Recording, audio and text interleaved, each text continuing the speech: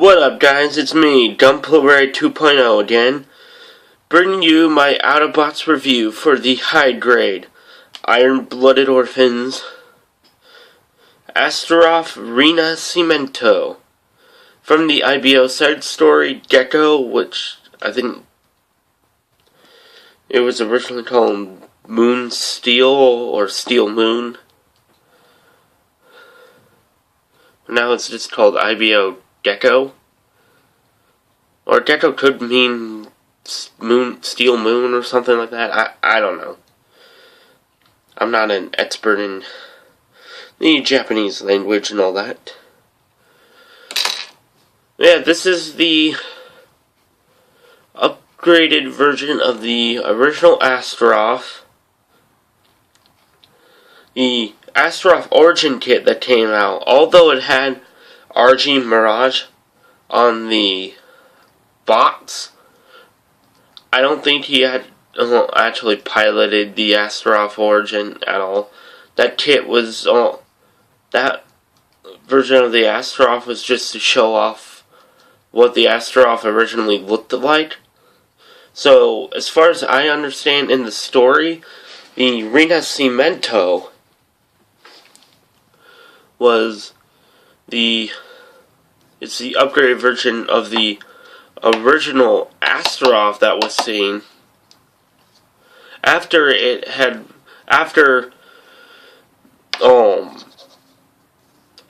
and Volko Warren managed to recover about 82% of its original armor. So then, once they got up to that point, the Astaroth was then stolen, and then all of that, then about some of its original armor was also lost during all that. But then, eventually it was found, and then was repaired into this version, the Rinascimento, which, in my opinion, is the best looking Astaroth of the three. It's my favorite. I'd probably put this, the original, then Origin. The only reason why I would put Origin last is mainly due to it. I don't really care for the sledgehammer, and for the sword. The backpack thing is okay. I'm not a huge fan of the thruster, that one on the backs of the legs. Not a huge fan of the chest armor. But those were my only complaints with the Astaroth Origin. Now, I do not have that kit. I missed out on getting that kit a few times, and I kind of wish I would have gotten it. I didn't miss out on it completely, and I do plan on getting that kit, but I probably won't do a review of it. And I don't have any of the other versions of the Astaroth to compare this to. Yeah, I'm not going to cover the articulation for the most part, because this is using the Gundam Frame 4, and pretty much everyone knows how a HgIBO Gundam moves. But I will show off some of the new points of articulation, which would be in this here shield arm. That would include some rotation up here to move it like that. Comes out like that, move it back and forth like that, around like that. And then this hand is on a ball joint, so you can move it around like that. That's pretty much it. You have to take it apart to put something in that. And then you got the sub-knuckle, which has a ball joint here. But due to just how large this sub-knuckle is, it does make the shoulder joint really weak, which is a bit of a bummer. Now, you do, like I did say with the Astaroth Origin, I did not care for the thrusters on the backs of the legs, and with this kit, you get one leg with thrusters, and then you also get the other leg with these stupid little fin things. And there are stickers that are meant to be around that. The only stickers I used with this kit are for the eyes. There is one with the Warren family crest, or I think that's the Warren family crest, or that could be the symbol for Tanto Tempo.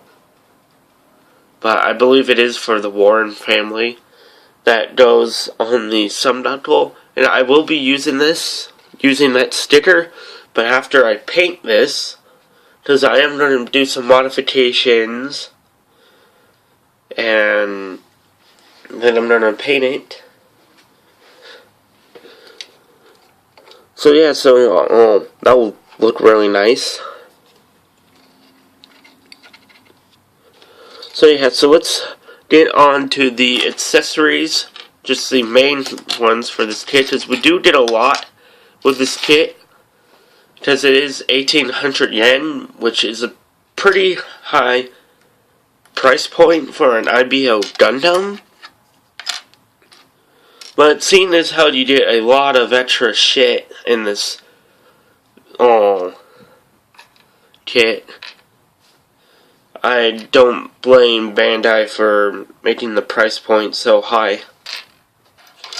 So for the Astaroth Rinascimento, we get the assault rifle from the original Astaroth, which I do like this design. The only complaint I have with this is that the barrel, I would probably prefer to have the barrel in the metal instead of up high like that. It does look a bit derpy like that, but overall it's a really nice design, and you could just take the hand apart and pop that in. You can even put it in the shield arm if you wanted to. And gosh darn it, that frickin' fell apart.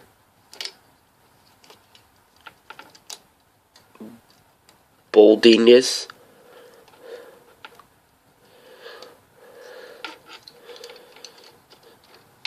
Yeah, and then you also get these two little combat knives. With the original Astaroth, you only got one. So this time you got two. And you do get a little holder, and that could plug into the side skirt like that. You also get a little holder thing for the rifle that could plug into the other side skirt. And now, onto the main weapons. We get the demolition knife, and this is just the adapter piece for the backpack to plug that onto that. And this folds out, slides in, has an extra handle, and the main handle folds out like that. And to go along with the demolition knife, we get the bastard chopper, which can plug into the demolition knife like that to make this super huge sword. And inside the bastard chopper, we get the explosive Dine Slave, which is modeled after the original Dine Slave type weapon used in the original series,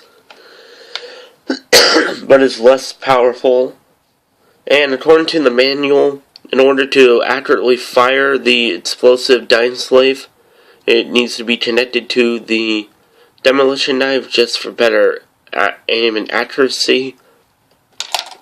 And this, you can plug into the subknuckles hand, or any of the hands on the Astaroth, but I prefer to plug it into the hand of the subknuckle. And now it is even more heavy and more floppy. But I don't care. I'm going to probably find a way to tighten up that joint a bit. And we do get a piece to plug into the bastard chopper so we can have it on the backpack. And then also in the instructions, we get the original Astaroth subknuckle, which looks really stupid, but you can do this. Good thing my videos aren't monetized. We also get a whole slew of extra parts. We get the original Astaroth's chest armor, which I like more than that.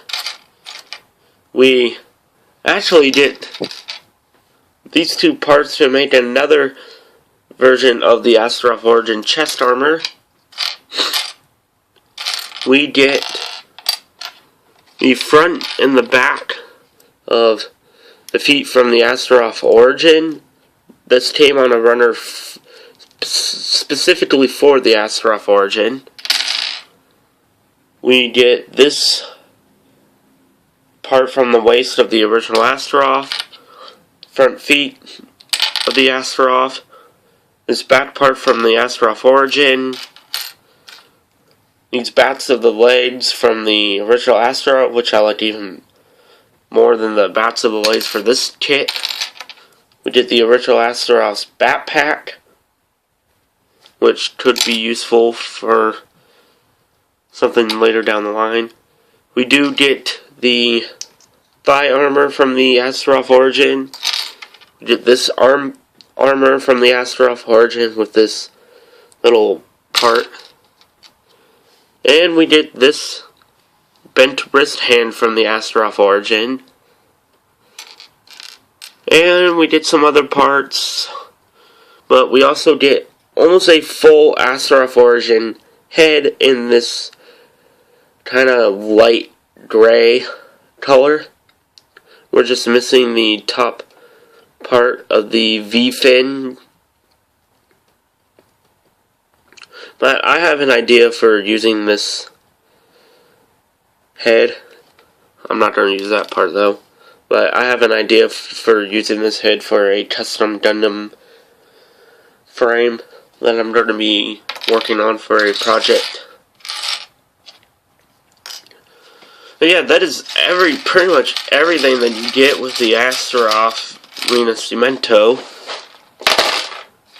Like I said, you just get a whole lot of extra parts, and for once, they are actually useful. They are very useful, in my opinion. And that is pretty much it for this kit. Like I would say with all the HgIBO kits, I do recommend this kit, but if you aren't a fan of the Astaroth or this version of the Astaroth, then just use your discretion and don't get it if you don't like it. But I do recommend it, even if you don't like the Astaroth. There are a lot of parts in this that would be very useful for like some custom kits. Like, I had an idea for getting 2 of these kits and using the shield arms on the Gucci on rebate full city, but I probably won't go with that idea. That was just really stupid, but that was something I came up with. I mean, you can also use this arm and probably put it on a man roadie. I mean, this subknuckle is actually in universe, it's taken from the leg armor of a Garm roadie. So that's kind of funny how we don't get a spinner roadie kit, and we don't get a Garm roadie kit, but in the Astaroth in this version of the Astaroth, we get the arm armor and shoulder armor for a spinner roadie, and then the sub knuckle we get the leg armor of a Garm roadie. So that makes me question Bandai's choice in what kits that they're going to make for the HgIBO line and any other line of high grades. But yeah, I hope you guys enjoyed this video. Don't forget to comment, like, and subscribe. And stay tuned for my next review. I got 2 other kits in along with this one. One of them I'm not going to review, just because. And it was a kit that I bought in like 2 other ones in the past, but I'd gotten rid of them for reasons I don't want to talk about. But yeah, this is Gunplay 2.0, signing out.